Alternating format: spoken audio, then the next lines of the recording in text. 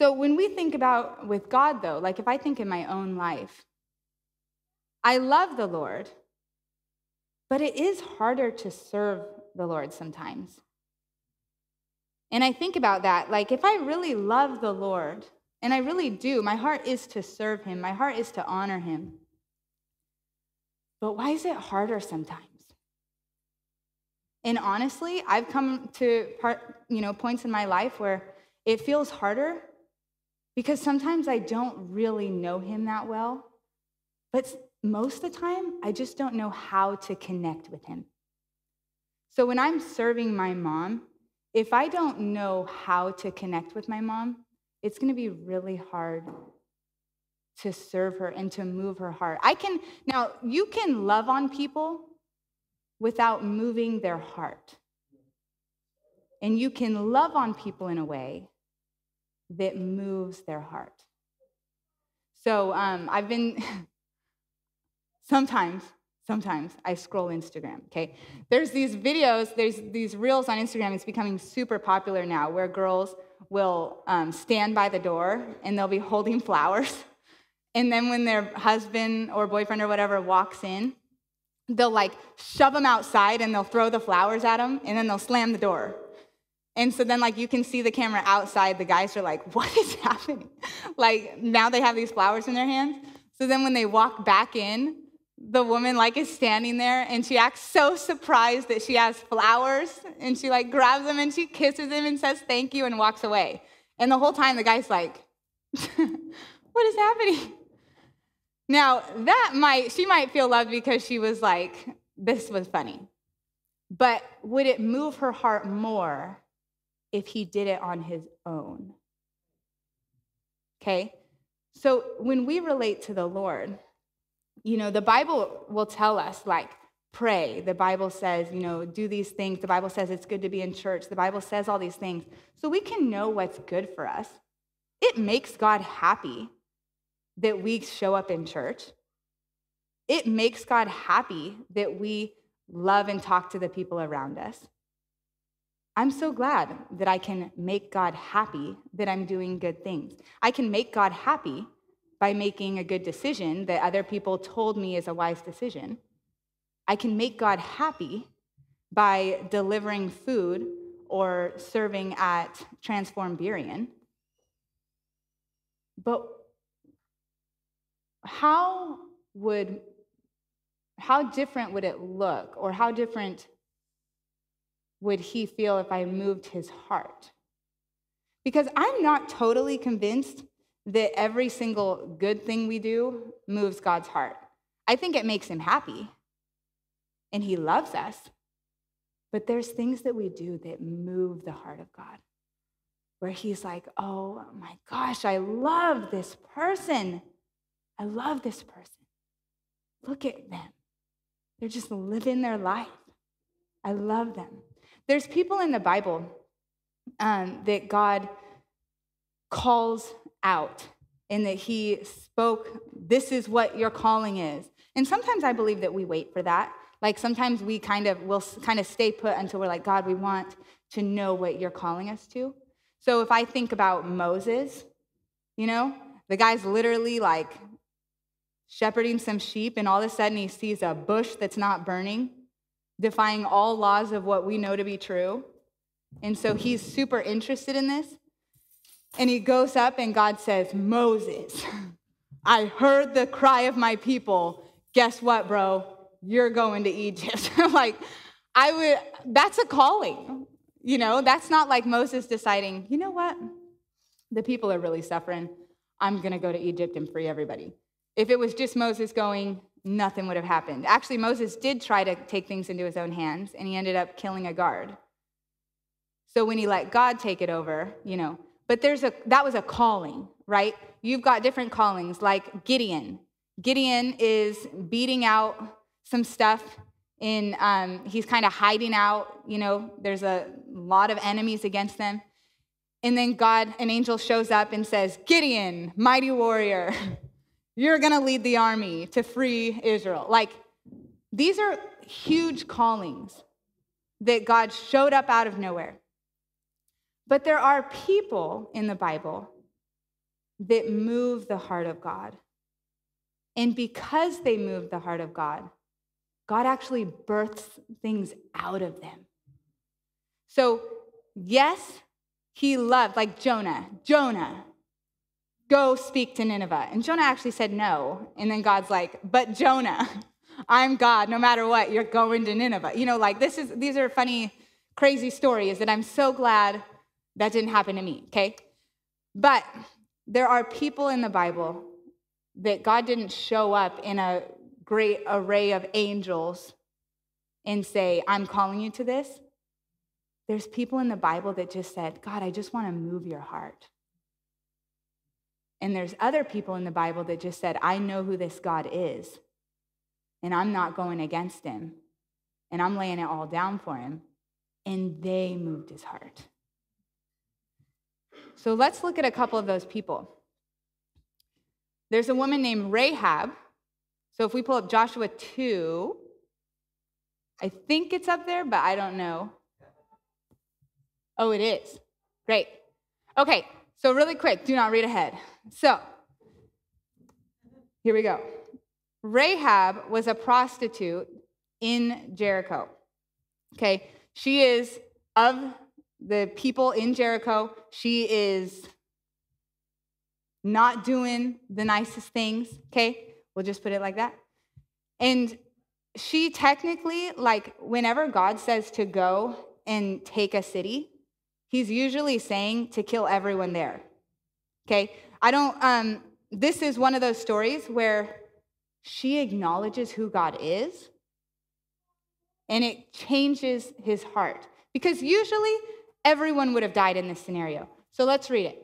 So these two men, Joshua sends out two men to go spy in the city, and they end up at Rahab's house, and they hide. She could have turned them in because she's at risk of dying too. If they found out she hid these people, she would die. But it says, before the men lay down, so she had told the guards, oh, they ran away, go get them. And then she goes up to the men on the roof. Before the men laid down, she came up to them on the roof and said to the men, I know that the Lord has given you the land, and that the fear of you has fallen upon us, and that all the inhabitants in the land melt away before you.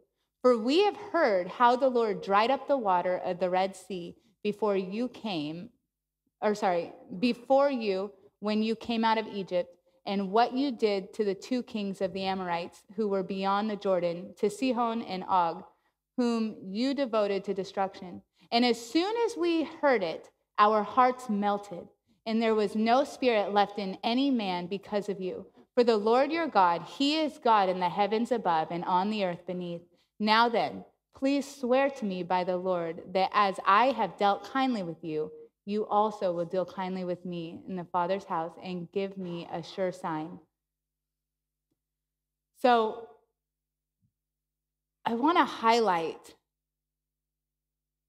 she said, there was no spirit left in any man because of you. For the Lord your God, he is God in the heavens above and on earth beneath.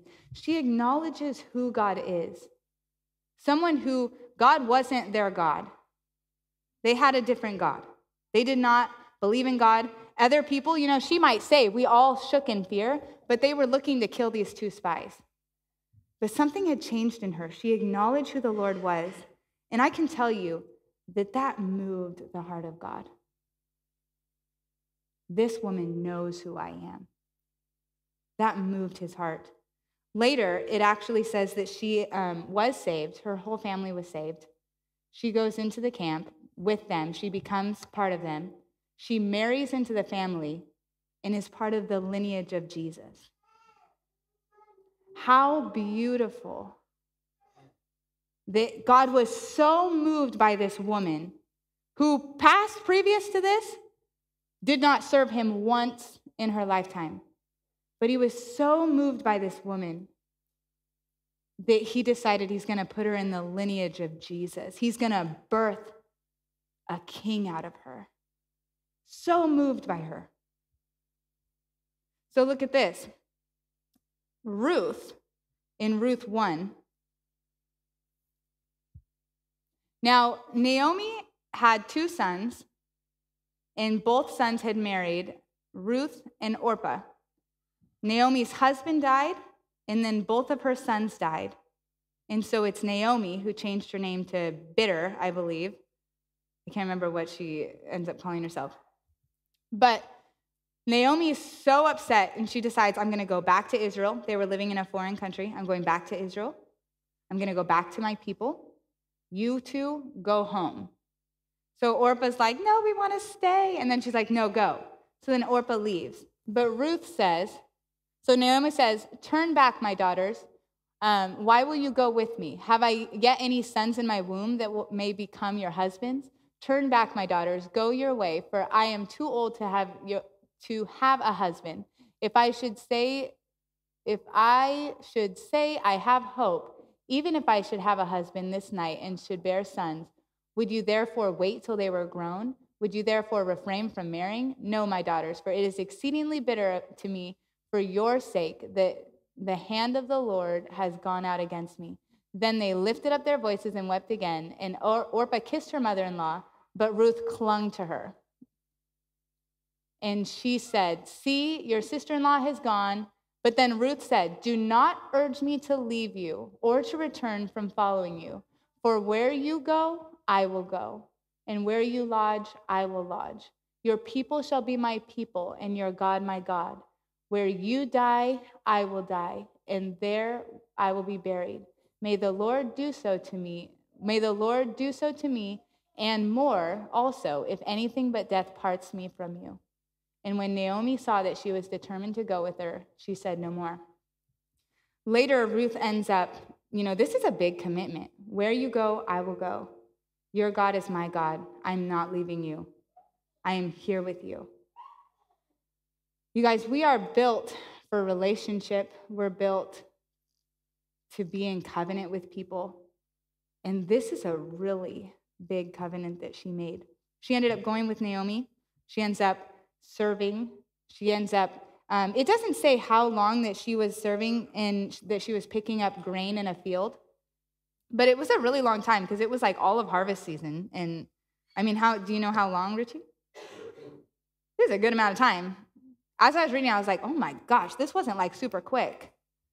No, she served diligently. But I believe that she moved the heart of God because this was a profound statement. It was profound. Where you go, I will go. She made a decision. I'm not leaving you. I'm here with you. She ends up loving the Lord, serving the Lord, and the Lord sees how diligent she is. And then he just wants to bless her. He just wants to bless her. So he ends up bringing Boaz into the picture. They end up getting married.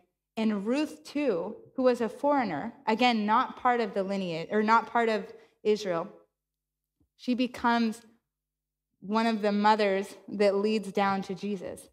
Again, birthing a king. There's something about the way that our heart responds that moves the heart of the Lord. Right before Moses died, the third story, right before Moses died, he knew that Joshua was going to take over. But I was reading into it, God, why Joshua? Out of all of those people, there were 2 spies that went, Joshua and Caleb, and they had came back, and 10 spies that went.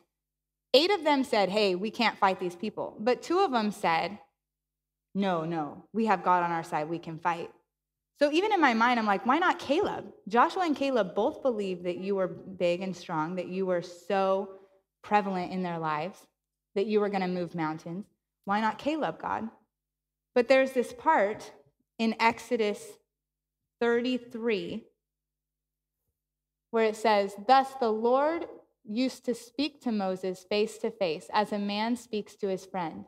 When Moses turned again into the camp, his assistant Joshua, the son of Nun, a young man, would not depart from the tent. There was this tent of meeting that Moses would go to. He would go in and he could meet with the Lord. He would talk to him like a friend. The Israelites would gather outside of the tent and they would wait. They would wait. They could see like the glory cloud. They could see things happening, but they weren't in the tent. It was just Moses. But they were waiting. And then when Moses would leave, all the people would leave, but Joshua stayed. He just wanted to be in the presence of God. You guys, there's something, I'm telling you, there's this thing in it's just this, I don't even know how to explain it. It's like an urge in my spirit. We can move the heart of God. And then God wants to birth things out of that. We can move the heart of God in small areas. Why did Joshua get picked as the next leader? Because Joshua wanted to reside. He wanted to abide in the Lord. He wanted to be where the Lord was. His assistant Joshua, the son of Nun, a young man, would not depart from the tent. Man, it was Joshua. If the Lord was there, I'm not leaving.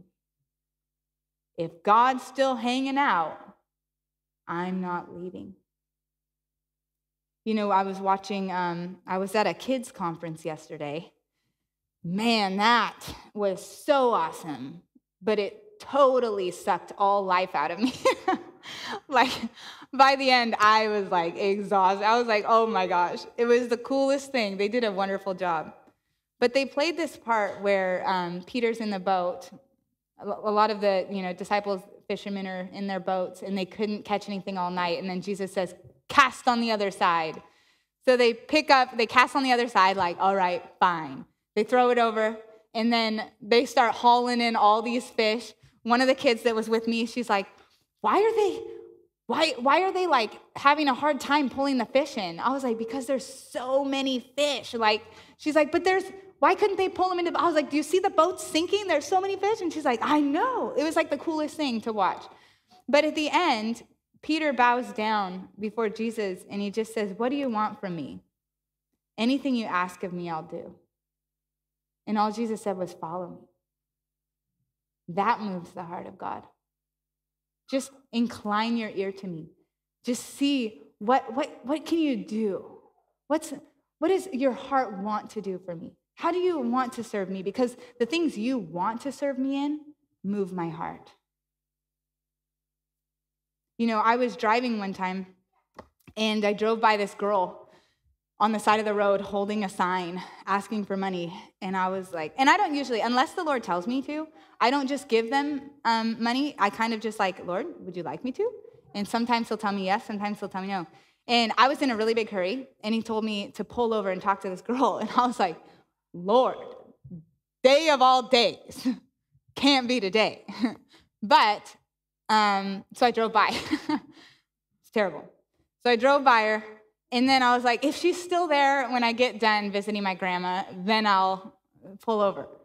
So I'm driving back, and she's still there. And I was like, well, I got to go home. I'm like super late. And so I drive by her again, and the Lord's like, I just want you to talk to her. And I was like, gosh, dang it. So I was like, all right, Lord. So then I like turn around, and on the way back, I'm like, I have nothing to say. Lord, what do you want me to say? And he's like, I just want you to talk to her. And I was like, okay. And so I was like, she might need a job. So I knew how to hook her up with a job. So I called one of my buddies. I was like, hey, Anthony. I was like, bro, do you have a job? Are you hiring? And he's like, I can totally get her on. I was like, great. So I'm going in, job offer, get her in, done, right? Hook her up. So I go, and then I'm like, I'll get her Dairy Queen too, because there was a Dairy Queen or a Burger King right there. And so I was like, I'm going to just go in locked and loaded. Like, I'm going to give her everything, right? I had to pull over for this.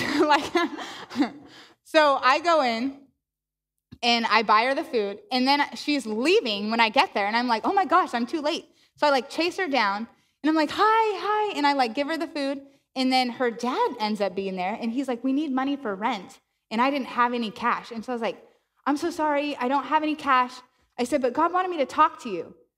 And they're like, and they don't even know English, is what I find out. So they're like, do you know Spanish? And I'm like, no.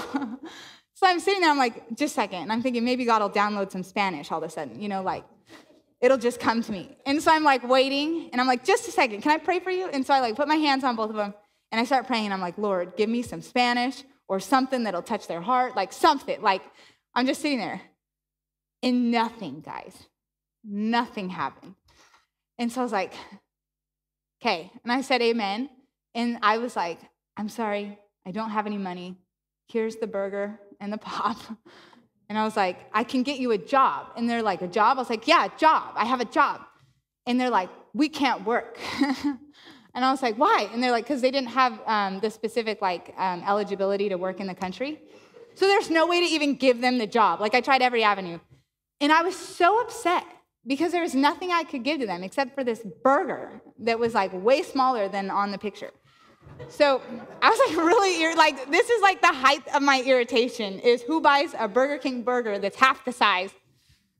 If I had the time, I would have complained about that.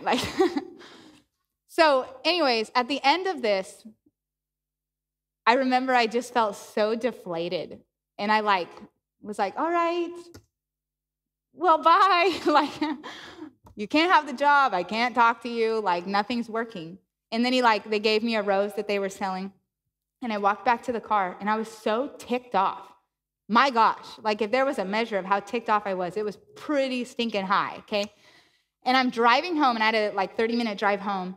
And I sat there dead silence. I turned off all my music, and I just felt really irritated. And I was finally, halfway through, I was like, God, what was that even for? I was like, you tell me to go talk to her. They don't speak English, at all. I said, I tried to get them a job. They can't even work in the country. I said, then I'm praying for them, and I have nothing to say to them. I said, I literally left them with nothing. I said, what was that even for? And then total silence, and I'm just sitting there. And then all of a sudden, I heard in my spirit, I just felt the Lord say, thank you. And when you want to be angry, but you just can't after that? It's like someone does something nice, and you're like, I'm angry at you, not thankful for you, not anything else. I'm angry right now. But it was all anger, I couldn't even be angry. And I remember I was like, wait, what'd you say, God? And he said, thank you. And I realized, that was right before I moved here 6 months ago. And I realized that it's less about what I do and more about just partnering with God and loving people. It's more about doing, when I realize when God tells me to do something, it feels like an order sometimes because maybe how I relate to him, it can feel like an order, but it's really just a request. There are orders. God will give you orders. He told Jonah, you're going to Nineveh. Jonah didn't do it, and he ended up in a whale. Okay? Just saying, if he gives you an order, don't hit the sea. But a lot of times, it's a request. And it's a, will you partner with me? Ashley, will you partner with me? Juan, will you partner with me? Would you want to do that with me? What a beautiful, it changed even how I wanted to relate to the Lord. It changed how I wanted to engage with the Lord because he wasn't demanding of me. He was reaching for me and asking me to walk hand in hand. So that actually, because I did literally nothing for that woman, that was to show me that God just wanted me to partner with him. So now when he asks me things, I just want to do it because there's a joy in partnering with him. And that moves his heart. So what do we do that moves the heart of God? Our faith moves the heart of God. There was a centurion in the Bible that moved the heart of God. He comes up to the Lord and he says, God, my servant's sick. And Jesus is like, all right, let's go to him. And he's like, no. He's like, far be it from me to even have you there. He's like, I just know that even if you just say the word, he'll be healed. And Jesus was like, I haven't seen faith like this. I have not, it says Jesus was amazed because he hadn't seen faith like that.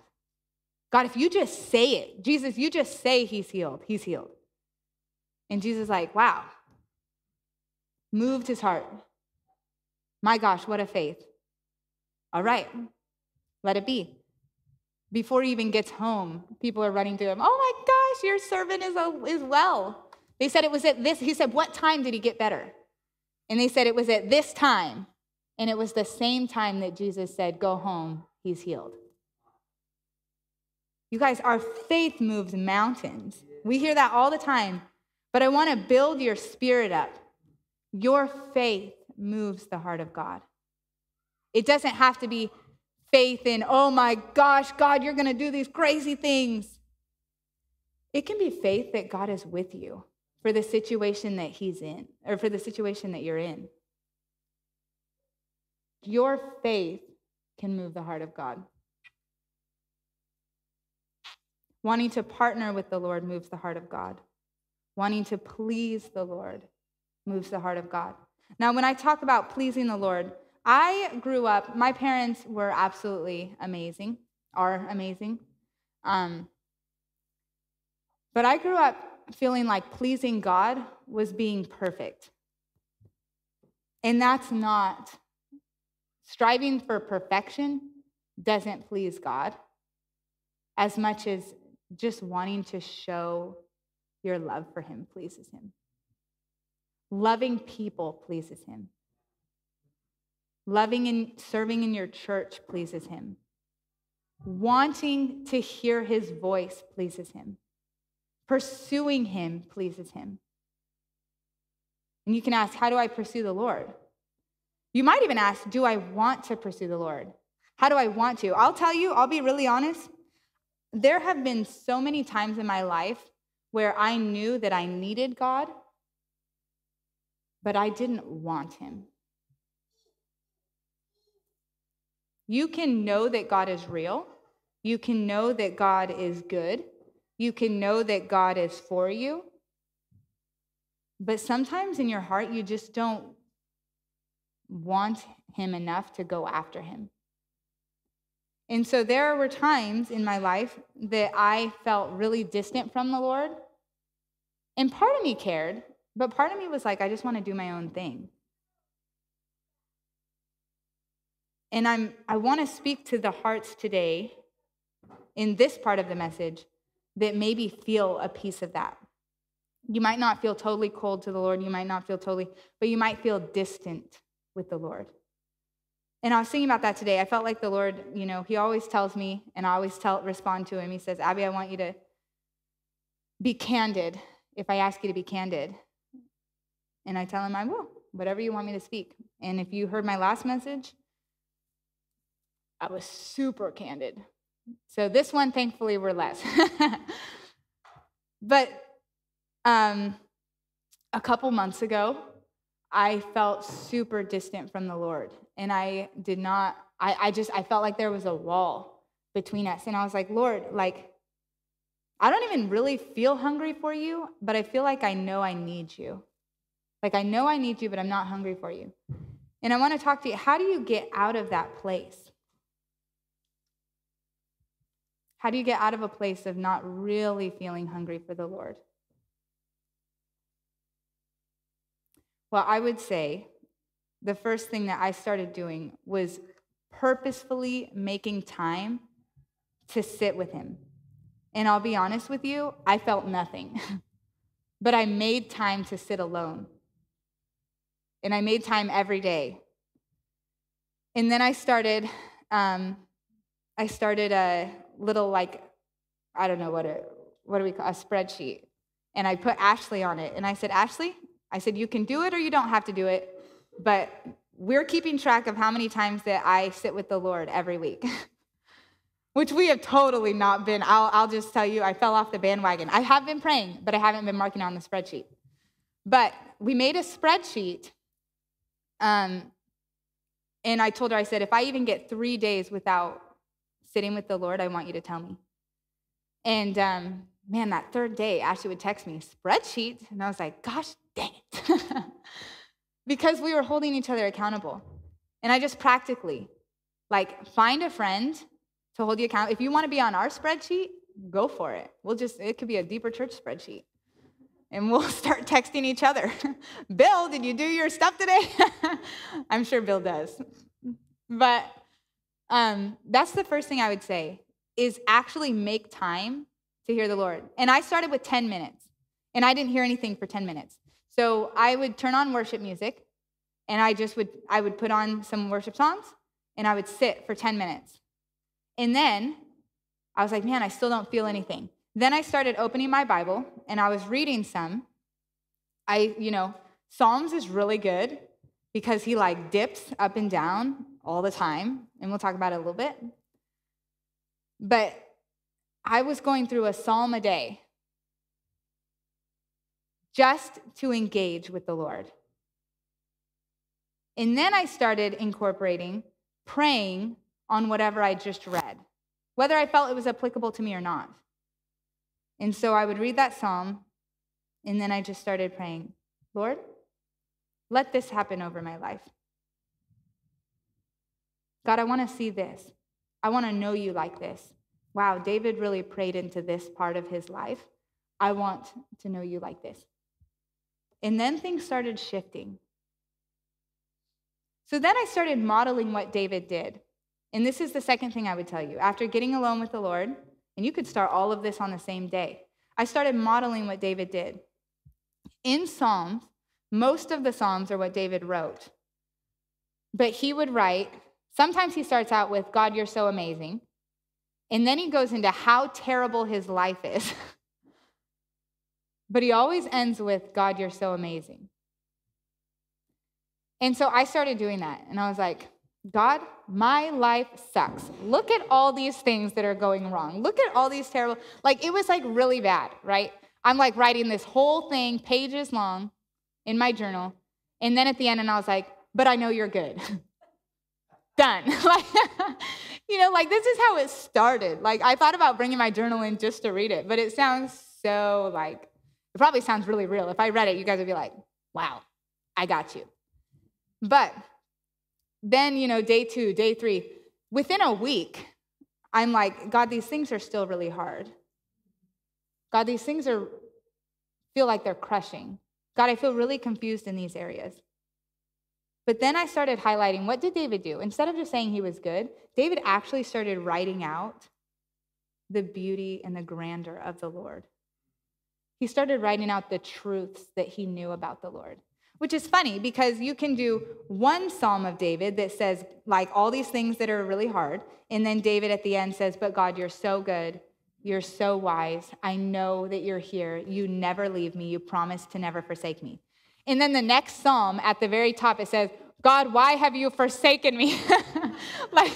I'm telling you, David's on a roller coaster, okay? Because he literally just got done saying, he'll never forsake me. But how true is that in our lives? How true is that in our lives? That we know the truths of the Lord. We know who he is. But then in the next day, he's forsaken us and he'll never come back. Right? Is it just me? Because I feel like I know the truths of the Lord, but then the next day I'm like, where's the wisdom at, Jesus? In such a respectful way. I pulled up a psalm just to see what he does. So in Psalm 10, David says, why, Lord, do you stand far off? Why do you hide yourself in times of trouble? And so then he's talking about the wicked coming at him. He's talking about the pride and the wicked that are hurting him and the enemies that are crouching in on him. He's talking about how he's a victim and that he's crushed. He collapses. And then he says, arise, Lord, lift up your hand. Do not forget the helpless. Now he's pleading with the Lord. David goes through all these things, but at the end he says, the Lord is king forever and ever. The nations will perish from his land. You, Lord, hear the desire of the afflicted. You encourage them and you listen to their cry, defending the fatherless and the oppressed, so that mere earthly mortals will never again strike terror. So David goes through, he talks about all of his hurts, and then he lands on how good the Lord is and the truths behind everything. I would encourage you to start that in your own journaling. And even if you don't journal, write a couple sentences every day. Yeah, God, this is hard, but I know you're here. You guys, pursuing the Lord moves his heart. Pushing for the Lord moves his heart. Striving, hungry for the Lord moves his heart. Hunger moves the heart of the Lord. But here's the deal. This is where I want to land, because if you don't know, just like I said with my mom, if I don't know my mom very well, I don't know how to love my mom very well. If I don't know my God very well, I won't know how to love my God very well. I want to give you a picture of who your God is.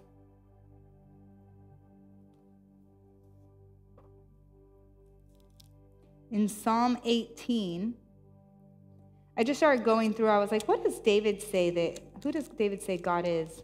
And I just started circling different words. But he says,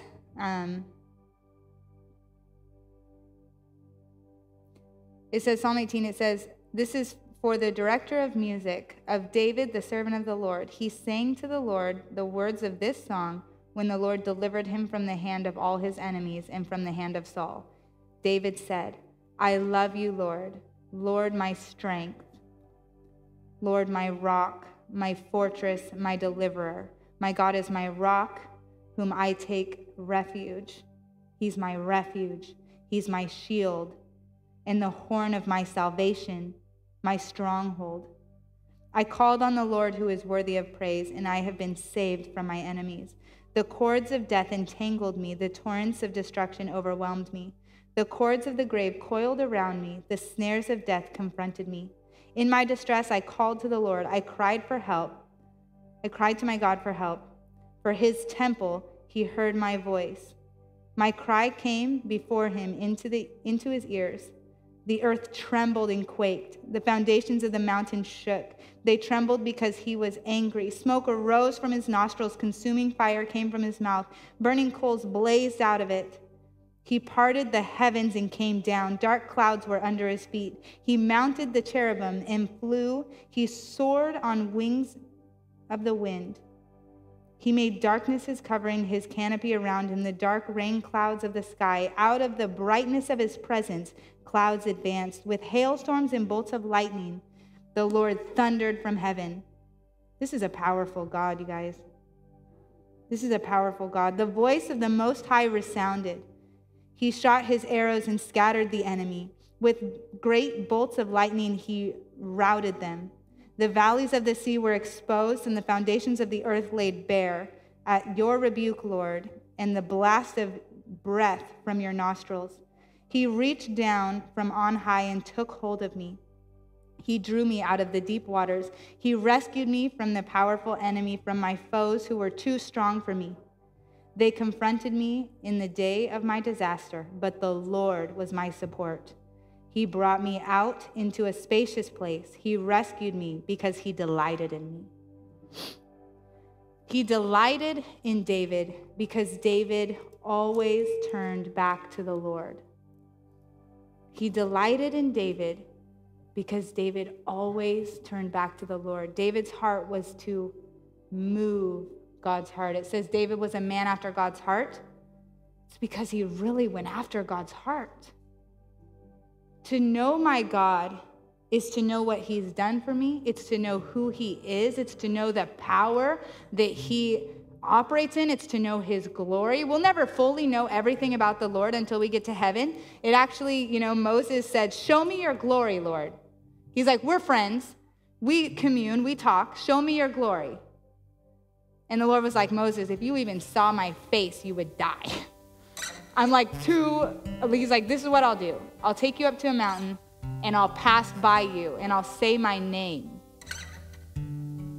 And that was enough for Moses to be glowing for a month. He had to wear a bag on his head because it scared the people. Like, how crazy is that? I know this God to be a God who's consistent. I know this God to be a God who's faithful. I know this God to keep me from dying. I had a terrible stomach condition. Some of you guys know about it. And I have not been losing weight recently, but I had been losing weight for years.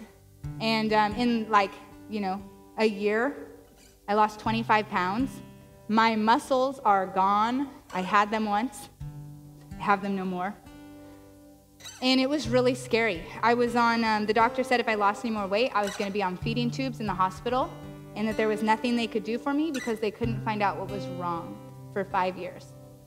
So I hear all of that, and then right after that, my dad dies, and I just tanked. Now I have no will to even live, you guys. And I remember telling some of my mentors, we were in a prayer ministry, which just means sitting down and asking the Lord what he wants to work on next. It's a beautiful thing. If you've never been through a prayer ministry, love it. We were sitting in a prayer ministry, and I had, told the Lord, I was like, man, I remember the night before laying in my bed, and I was laying there. I felt like I was going to die. I legit felt like physically like I was going to die. And I had this black, it felt like a blanket, but it was like a shell. And I remember laying down in my bed, and from both sides of me, this black shell was coming up around me, and it just enclosed.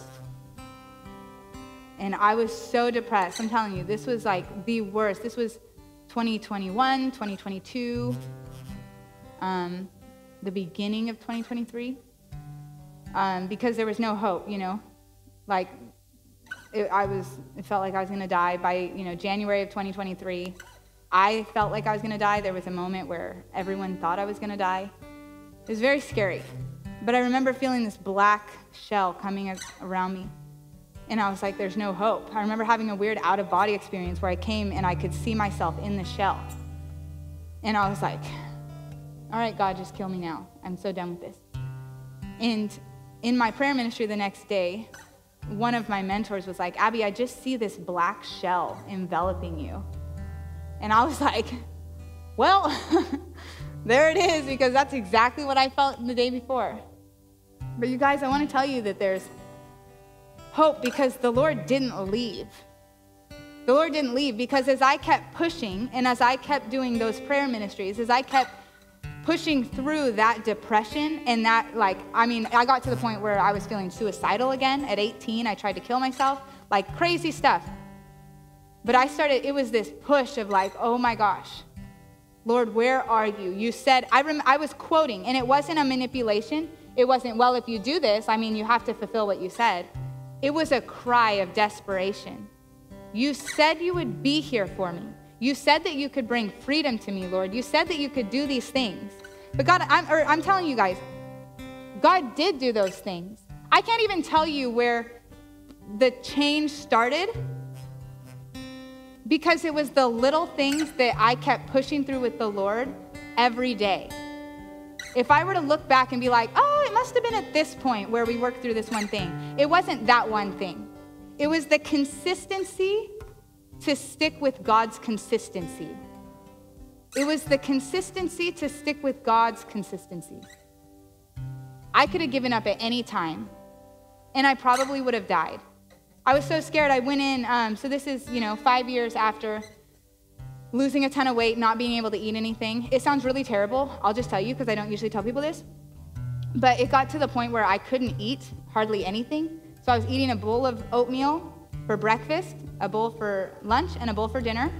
And then I was having these specific granola bars, and that's all I could eat for 2 years. I could not eat anything else, and the doctors could not find out what was wrong with me. There is no way I had the nutrients I needed.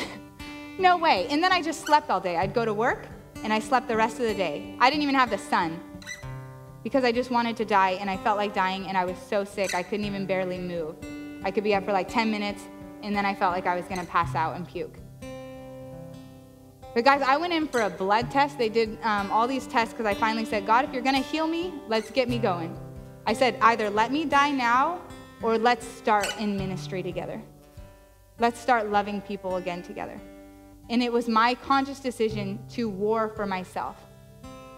So I go in for these blood tests, and they do the blood test, and then I get the call right before I jump in the shower when I get home. And they said, Abby, here's all your blood tests. You are a perfectly healthy human being, other than the fact that I lost a bunch of weight and I had no muscles. They were like, you're perfectly healthy, and every blood test is coming out in perfect order. You are right where a normal human being should be. And I remember I was in the shower. I was like, God, there's no way that I could be perfectly healthy on the inside. I said, you're the only one that was keeping me going. You're the only one that had kept me healthy. Like, I should have died years ago, and they're actually shocked that I wasn't dead because of what I was eating. And I just remember in the shower, God said, yeah, Abby, and I'm not going to leave you. I did keep you alive, and I'm not going to leave you. There is power that the Lord has. There was a girl that, one of my friends from high school, she, I'm just going to tell you a couple stories, if that's okay. But this girl from high school, she was really miserable. We didn't know, and she ended up killing herself. She hung herself in her parents' barn. And just before that, she had gotten in a fight with her parents. And they told her, you know what, go cool off outside. So she did. She walked outside. They're like, we can't even talk to you right now. Like, get outside and cool off, because they were screaming at each other. Mom and dad versus her, whatever it was about. So she goes outside and decides she's going to kill herself, and she goes and hangs herself. They find her in the barn. So I was not there. I was living somewhere else, and my mom called me and said, Abby, Molly died. And I was like, she died? And she said, yeah, she hung herself. And I was like, well, my mom's like, she's in the hospital. And they're trying to right now, they're trying to do these things. I remember that night, I'm like praying in my car, interceding for Molly, which just means praying for her, even though I'm not with her. I'm praying for, I'm like, Lord, you can heal. Bring her back, God. We can, let's minister to her. Let's love on her. Obviously, she's so depressed, right? The next day, my mom's like, Molly's dead. They have a funeral for her next week. I was so upset with the Lord. I remember I couldn't even engage with him. I was so mad for that whole week. I couldn't engage because I was like, God, you're a God who can bring back to life. You're a God who can love these people, but you let Molly kill herself. You couldn't even bring her back to life to engage with her family and stuff. What kind of God is this?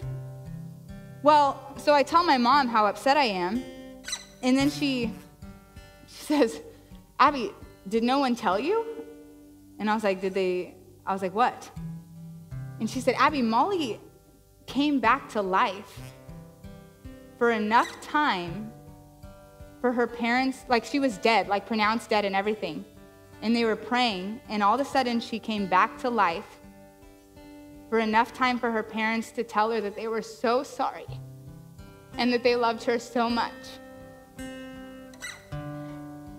And then her heart stopped beating again.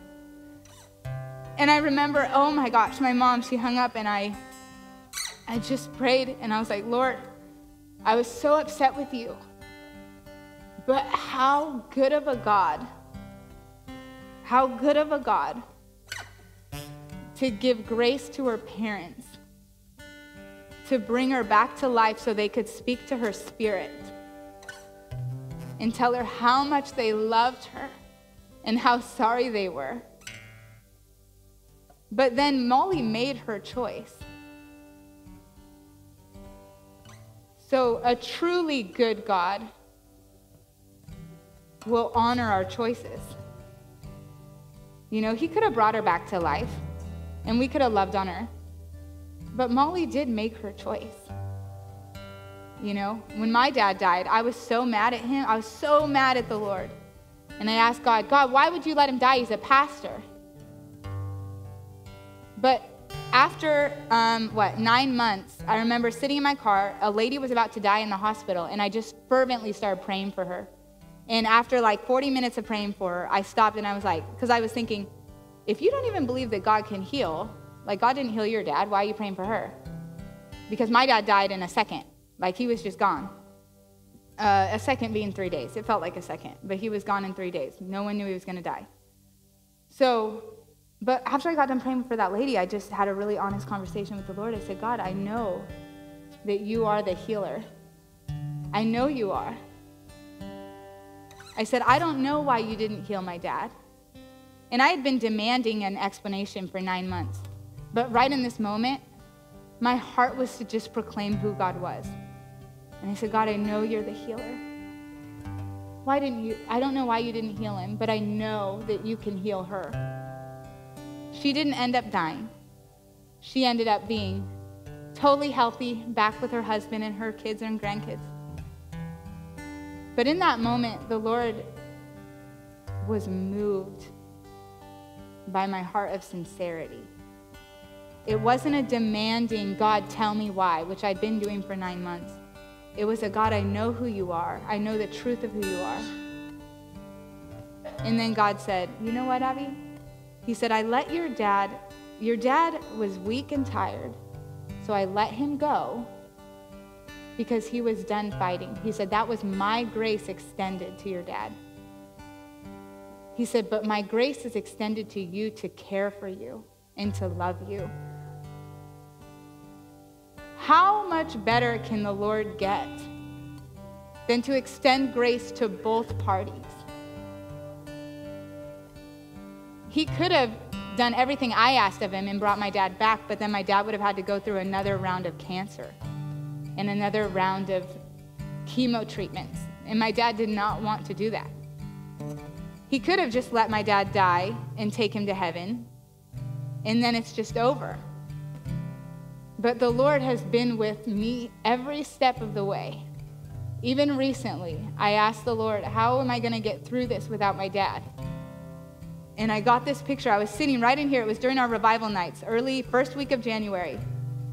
And I was like, Lord, I need a touch from you because I'm missing my dad so much, so much. And I felt like the Lord said, I want you to see me as your dad, not taking his place, but to be that dad for you that you need. And I was like, I don't know how to do that. And he said, you have to say goodbye to your dad. You need to release him. And I had a picture of my dad. This just happened the first week of January. It was like, oh my goodness. I had a picture of my dad at Heaven's Gates, which granted, he's been there since 2020. So he must have just came to the gates to say hello. Which, I mean, he's probably having a ball. You know, I could tell on his face. But I saw my dad, and he was just waving at me. And I was like, oh my goodness. The overwhelming, it was all these feelings of like, all these memories started hitting of my dad. These memories of my dad holding me and hugging me and telling me that I'm beautiful and all these things. These beautiful memories with my dad. My dad cheering me on the sidelines as I'm playing soccer. Beautiful memories. And then him waving. And it was the most beautiful goodbye. But guys, it opened my heart to let the Lord love me. The Lord moved my heart. And in turn, I want to move his. So when we use that verse, because he first loved, I will love. It's because when the Lord moves our hearts, we want to move his. There's no other response than to move his heart. So that song, I just want to move your heart. It's all I want to do. Is it a fragrance, God? What is it you want from me? Is it a fragrance? There was a woman who poured out her oil, her perfume on the Lord's feet, and the Lord said, she will be remembered. Because it was a desperation. Is it a life laid down? Oh my gosh, there's so many people that said, God, it's all for you. It was desperation. It was a hunger for him. Is it a song that I sing, Lord? Then here's every melody. David sang every song. And God said it moved his heart. You guys, the intimacy that we share with the Lord is what moves his heart. Our faith, our praise, our love, pleasing him. It's our intimacy with him. It's our real relationship, real, raw, fresh relationship. It's what ties us together, him and I, that moves his heart. I can love someone. I can give them gifts. I can give money on the side of the road. I can do these things. But if my heart isn't to engage with his heart, it's just pleasing to him. But when my heart is engaging with his heart, when he asks of me and I go talk to the woman that moves his heart. When I sit and I say, every single day, I'm going to sit for 10 minutes with you, whether I feel it or not, that moves his heart because that is a pursuit of the one that you really want.